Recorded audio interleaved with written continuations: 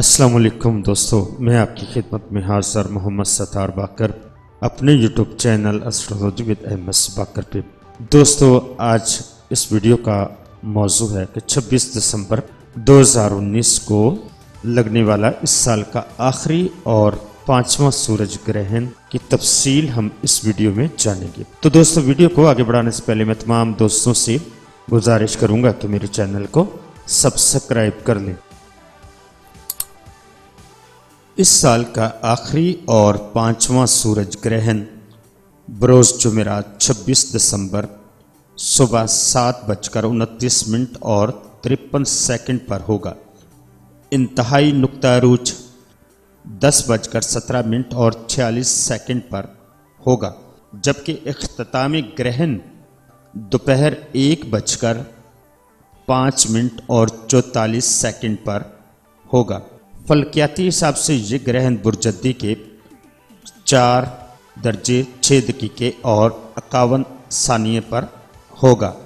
گرہن کا کل دورانیہ 5 گھنٹے 35 منٹ ہوگا اور یہ گرہن پاکستان، انڈیا، سری لنکا، سنگاپور، سعودی عربیہ، عرب امارات، برونائی، فلپائن اور اسپین کے جزیروں میں بھی دیکھا جا سکے گا۔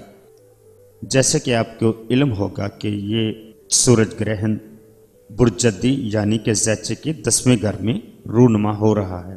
10واں گھر کسی بھی زاچے کی ریڑھ کی ہڈی کی حیثیت رکھتا ہے۔ اسے اصلاً وتدل سماہ مڈ ہیون بھی کہا جاتا ہے۔ واضح ہے کہ ہر زاچے میں 4 خانے سب سے بڑے اہم اور زاچے کے 4 ستون تصور کیے جاتے ہیں۔ ان میں پہلا گھر، چوتھا گھر، 7واں اور 10واں۔ اصلاً ان خانوں کو خائے اتاد بھی کہا جاتا ہے۔ 10واں گھر کو شاعرانہ انداز میں عوامی تصور کا خانہ کہتے ہیں، کیونکہ یہ آدھی جنت ہے۔ اس گھر سے آپ کے ساکھ، عزت، وقار، ماں، پیشہ، عہدہ، مرتبہ، نیک نامی یا بدنامی، اگر ملکی زاچے کے حساب سے اسے دیکھیں تو سربراہ مملکت یا حکومت ملازمت میں آپ کے باس یا مالکان یا اعلیٰ افسران ارباب اختیار کے حوالے سے آپ کا رویہ، احساس ذمہ داری، کوئی اہم اٹکا ہوا معاملہ، ترقیاں، عروج و زوال، آپ کے ٹارگٹ، ہم جنس پرستی وغیرہ پر روشنی پڑتی ہے۔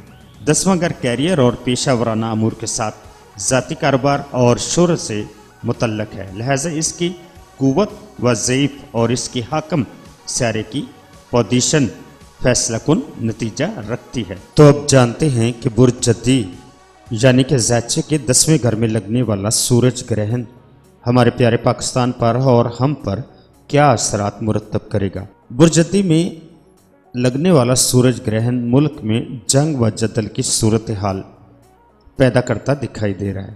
اس ملک میں کیس سالی جیسے واقعات بھی ہوں گے اور ہمارے سربراہان مملکت ایک دوسرے پر سبقت لے جانے کی کوشش میں لگے رہیں گے اور بیرون ملک کے ساتھ بھی تعلقات خراب ہو سکتے ہیں اور غلہ کی قیمت میں اضافہ بھی ہو سکتا ہے اور اس کی قلت بھی پیدا ہو سکتی ہے۔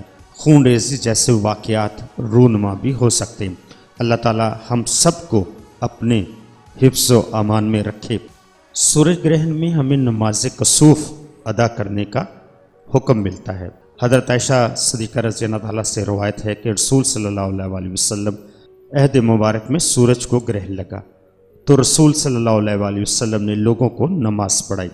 آپ کھڑے ہوئے تو لمبا قیام کیا، پھر رکوع کیا تو لمبا رکوع کیا، پھر کھڑے ہوئے تو لمبا قیام کیا جو پہلے قیام سے کم تھا، پھر رکوع کیا، حمد و ثنا بیان کی، پھر فرمایا بے شک سورج اور چاند اللہ کی نشانیوں میں سے 2 نشانیاں ہیں جن کو کسی کی موت یا زندگی کی وجہ سے گرہن نہیں لگتا۔ جب بھی تم یہ گرہن دیکھو تو اللہ تعالیٰ سے دعا کرو، تکبیر کہو، نماز پڑھو اور صدقہ دو۔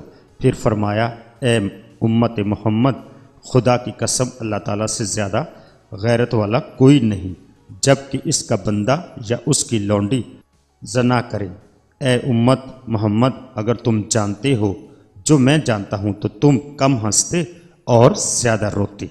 تو رسول صلی اللہ علیہ وسلم کی سیرت سے سورج گرہن اور چاند گرہن کے اوقات میں نوافل دعائیں اور صدقات کے واقعات تو ملتے ہیں، مگر آپ صلی اللہ علیہ وسلم نے کوئی ممانعت بیان نہیں فرمائی، نہ ہی سورج گرہن اور چاند گرہن کے وقت حاملہ خواتین کے لیے کوئی خصوصی احکام فرمایا ہے۔